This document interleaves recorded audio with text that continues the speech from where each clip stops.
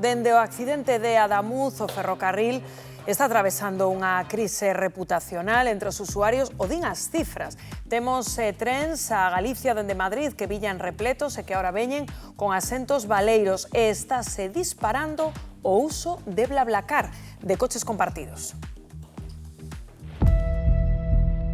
Esta imaxe que están vendo pode rematar converténdose no día a día de moitas estacións de trens. O sector ferroviario atravesa unha crise sen precedentes de confianza e moitos usuarios xa optan por abandonar o tren como medio de transporte diario. Esta problemática está impactando de cheo ás empresas ferroviarias que afrontan perdas de ata 20 millóns de euros. O fatal accidente de tren en Adamuz, que se saldaba con 46 vítimas mortais, foi o punto de inflexión que deu lugar a sendas movilizacións por toda España pedindo melloras na rede. E cando parecía que a normalidade chegaba, irromperon as borrascas. Moitos trens foron cancelados no día por mor do temporal, deixando a miles de viaxeiros sen transporte. A eso das 10:30 entrou unha mensaxe onde Renfe me comunica que non ten alternativa para nós e que entón que temos ou que cambiar por outro día ou nos devolven o diñeiro. A partir dese momento comezou un regueiro de cancelacións que en moitos casos se producían sen previo aviso e co ticket comprado, como é o caso dos usuarios de Padrón. No termómetro falamos cun dos afectados que xa pensaba en voltar ao coche particular. Por cousa desta inoperancia de Renfe ou de quen sexa, pois estáse volvendo, virando as costas e ao final acabaremos tendo que recurrir outra vez ao coche particular. E parece que non é o único que o pensou. As viaxes concertadas a través de plataformas de internet para compartir coche medraron ata un 78% despois dos recentes acontecementos. Volverá ao tren a gañar a confianza perdida ou estamos ante un cambio de hábitos irreversible?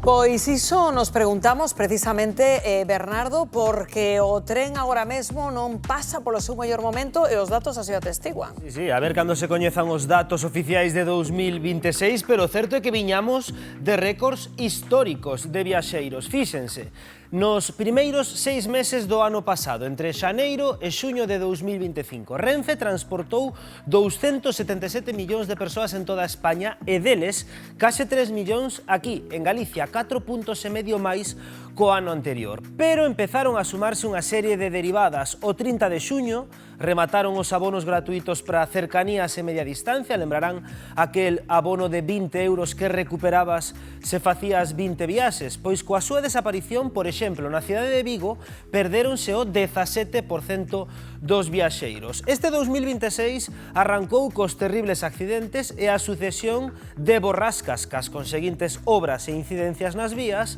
e que derivaron un regueiro de retrasos e cancelacións. Pois ben, nas liñas convencionais e de cercanías, os usuarios denuncian que entre un 70 e un 90% dos trens chegan tarde nalgunhas rutas.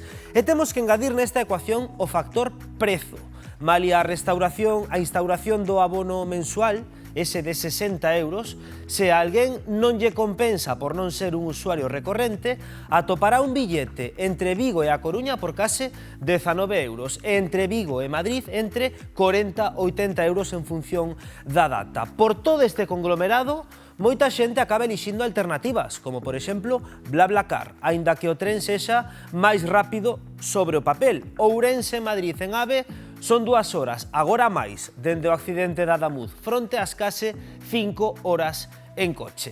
Plataformas, como dicimos, como BlaBlaCar, contan con 500.000 de usuarios en Galicia e rexistran un incremento do 20% no último ano. E se a todo isto lle sumamos a reducción de paradas, o resultado do cóctel é unha clara desconfianza neste transporte. E iso lévanos ata a Gudiña, unha vez máis da actualidade, porque afrontan o rexeitamento de devolver alí a parada do AVE, unha nova xerra da auga fría, non, Belén?